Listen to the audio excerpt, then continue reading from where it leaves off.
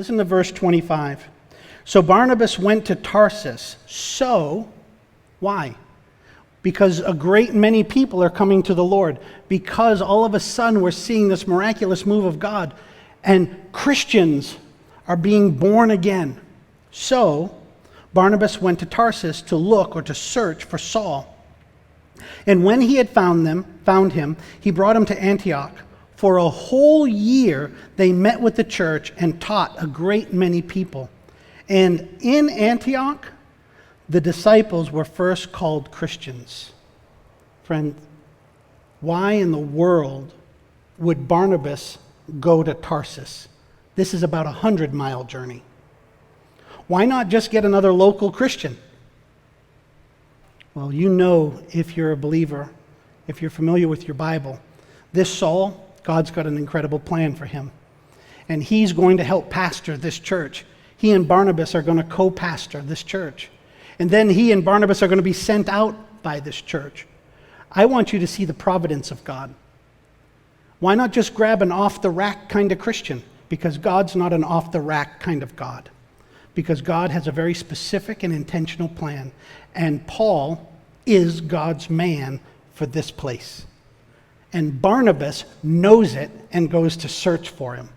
Here again, you see the plan of God being actuated in a way that doesn't make sense. In a way that if all you were caring about were the practicals and the pragmatics, you'd have done it a whole different way. But this is God's plan being actuated through the people. Barnabas went and he searched. He looked hard for God's man. And they came back, and for a year, they discipled the people.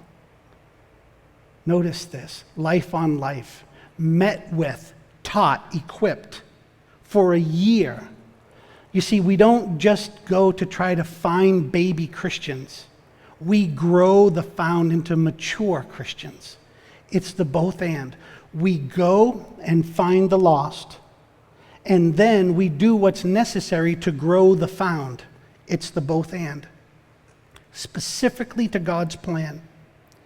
He said they taught a great many people. Here again, God is empowering the work. We see an intentionality. We see a relational ministry. We see a commitment to equipping. We see a boldness in their ministry. We see that they are both uncompromising and they are recognizable. Note here, the Christians or the disciples were first called Christians at Antioch.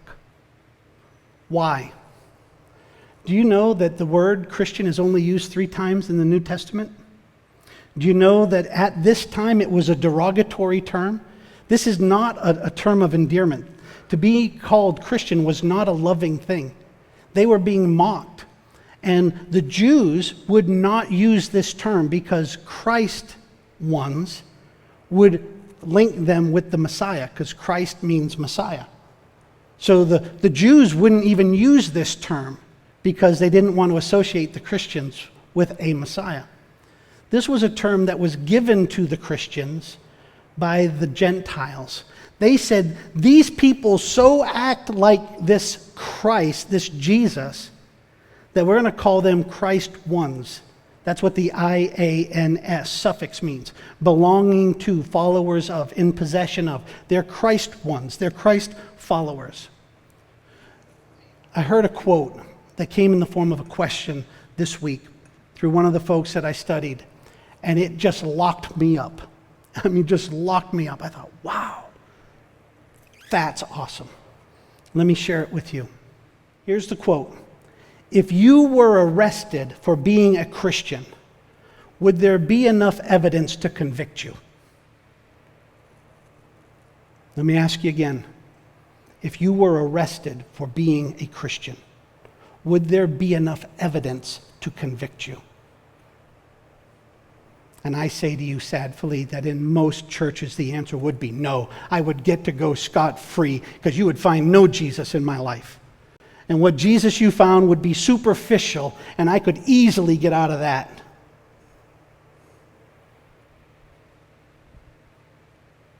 They were first called Christians at Antioch because they were so in love with Jesus and such devoted followers that there was no other name for them.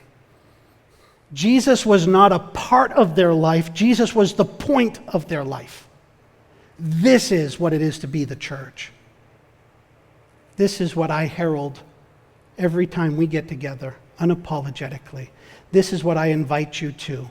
And I don't care if it's here on Kent Island, if it's in St. Johnsbury or Kampala, Uganda. I have only one invitation, and that is to come and surrender your life to Jesus the Christ, to make your life about His glory because you have received His grace, and to say to people, He is worth it. Oh yeah, they might kill you. So be it. He is worth it. My life is all about Jesus, because the only reason I have life is because He gave it to me to give away in the form of an invitation and a dedication to the gospel, to the good news of Jesus. Friends, is that you? If you were arrested for Christianity, would there be enough evidence to convict you?